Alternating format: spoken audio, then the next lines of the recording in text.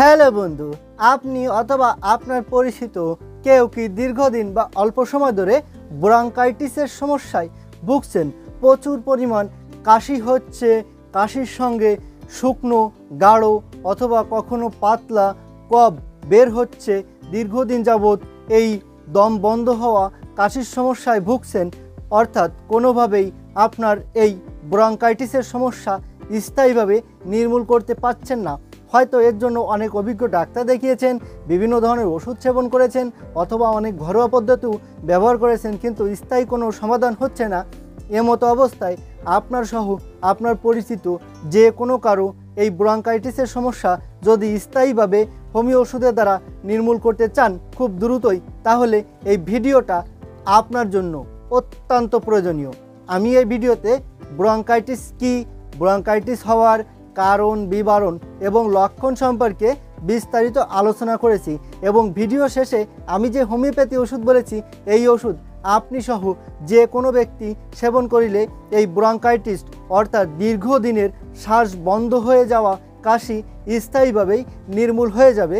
তো আপনাকে স্বাগত জানাই টিপস 20 চ্যানেলের পক্ষ থেকে। আমি হোমিওপ্যাথি ডাক্তার পল্লব। প্রথমে বলবো ব্রঙ্কাইটিস আসলে কি। ব্রঙ্কাইটিস হচ্ছে শ্বাসনালীর ভিতরে ঝিল্লিতে ব্যাকটেরিয়ার সংক্রমণকেই ব্রঙ্কাইটিস বলা হয়ে থাকে। ব্রঙ্কাইটিস হচ্ছে এমন একটি সমস্যা যা ছোট থেকে শুরু করে বয়স্ক অবধি যে কোনো ব্যক্তিরই হতে পারে। ব্রঙ্কাইটিস এবং নিউমোনিয়া সম্পূর্ণ কিন্তু আলাদা সমস্যা। নিউমোনিয়ার সমস্যা দেখা দিলে সাধারণ কিছু ওষুধ সেবন করলে এই কাশি এবং সর্দির সমস্যা নির্মূল হয়ে যায়, কিন্তু ব্রঙ্কাইটিসের সমস্যা নির্মূল করা খুবই কষ্টসাধ্য। ব্রঙ্কাইটিসের কাশি দীর্ঘমেয়াদীভাবে চলতে থাকে, কারো ক্ষেত্রে 2 মাস, 6 মাস বা তারও অধিক সময় ধরে এই ব্রঙ্কাইটিসের কাশি চলতে থাকে। এই ব্রঙ্কাইটিসের সমস্যা দেখা দিলে অনেকে অনেক অভিজ্ঞ ডাক্তার দেখান, বিভিন্ন ধরনের ওষুধ সেবন করেন, কিন্তু স্থায়ী কোনো সমাধান মোটেও হয় না। এই ব্রঙ্কাইটিসের সমস্যা শুধুমাত্র হোমিও ওষুধের দ্বারা খুব দ্রুতই স্থায়ীভাবে সমাধান করা সম্ভব। আর যে সকল ব্যক্তিরা এই ব্রঙ্কাইটিসের সমস্যায় ভুগছে, তাদের সঠিক হোমিও সুচিকিৎসার লক্ষ্যেই মূলত এই ভিডিওটা প্রস্তুত করেছি। আমি এই ভিডিওতে যে হোমিওপ্যাথি ওষুধ বলেছি, এই ওষুধ সেবন করিলে যে কোনো ব্যক্তির দীর্ঘমেয়াদী বুকে কফ জমা কাশি অর্থাৎ এই ব্রঙ্কাইটিসের সমস্যা স্থায়ীভাবে নির্মূল হয়ে যাবে। একজন ব্যক্তির এই ব্রঙ্কাইটিস হওয়ার অনেকগুলো কারণ রয়েছে, এর ভেতর আমি প্রধান এবং বিশেষ কারণগুলো সম্পর্কে বলবো। যেমন প্রধানত যে কারণ সেটি হলো ব্রঙ্কাইটিস আক্রান্ত ব্যক্তির শ্বাস প্রশ্বাসের মাধ্যমে অন্য ব্যক্তির শরীরে প্রবেশ করতে পারে।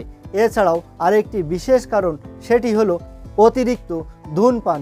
অতিরিক্ত ধূমপানের কারণে বুকে কফ জমে যায়, এর কারণে এই ব্রঙ্কাইটিসের সমস্যা দেখা যায়।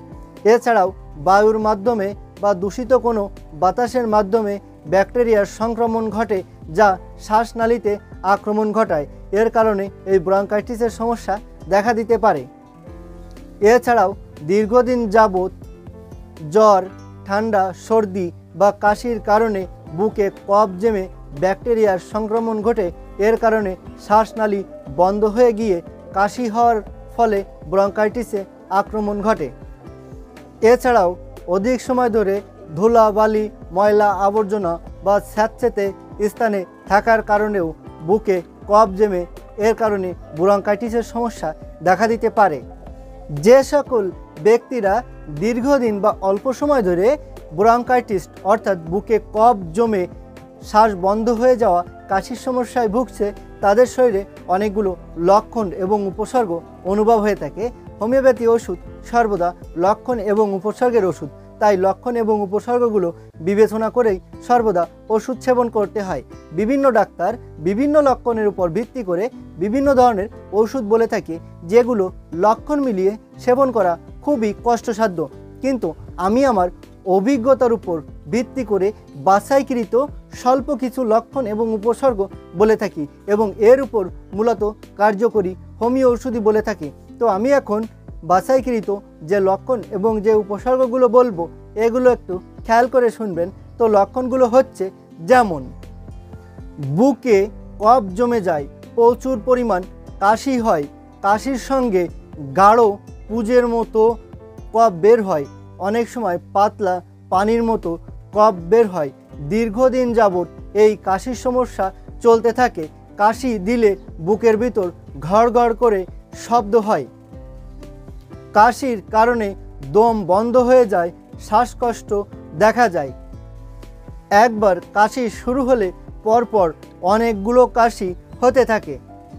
অতিরিক্ত কাশির কারণে বুকে প্রচণ্ড পরিমাণ ব্যথা হয়, বুক ধড়ফড় করে। কয়েকদিন কিছুটা এই কাশি কম থাকে, তারপর আবার এই কাশি দেখা যায়। কাশি দিতে দিতে সামান্য একটু কফ বের হয়, কফ মনে হয় শ্বাসনালীতে আটকে আছে। সামান্য একটু ঠান্ডা লাগলেই অত্যাধিক পরিমাণ কাশি শুরু হয়ে যায়।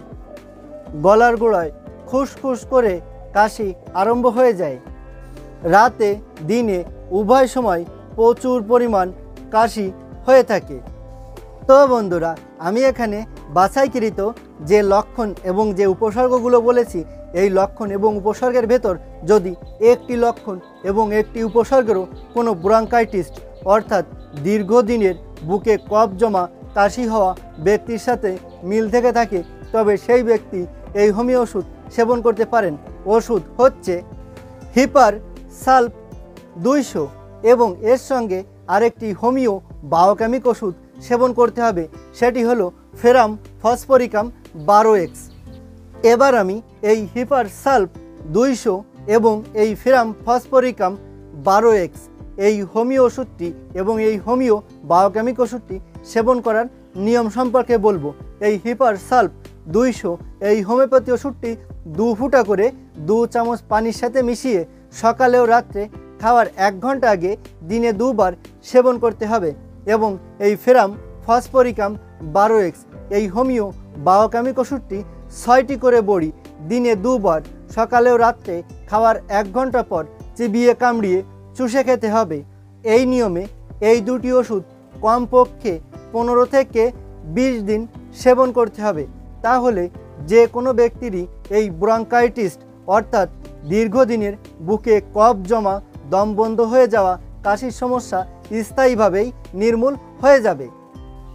তবে এই ওষুধ দুটি অবশ্যই আপনার নিকটের কোনো হোমিওপ্যাথি দোকান থেকে অবশ্যই ভালো কোনো কোম্পানির ওষুধ কিনে নেবেন। ওষুধ দুটি সেবন করা ছাড়াও কোনো রকম কোনো মতামত বা প্রশ্ন থাকলে অবশ্যই কমেন্ট বক্সে লিখে জানাবেন। আর আপনাদের যে কোনো ধরনের চিকিৎসা গ্রহণের প্রয়োজন হলে অবশ্যই আমার সাথে সরাসরি কথা বলবেন।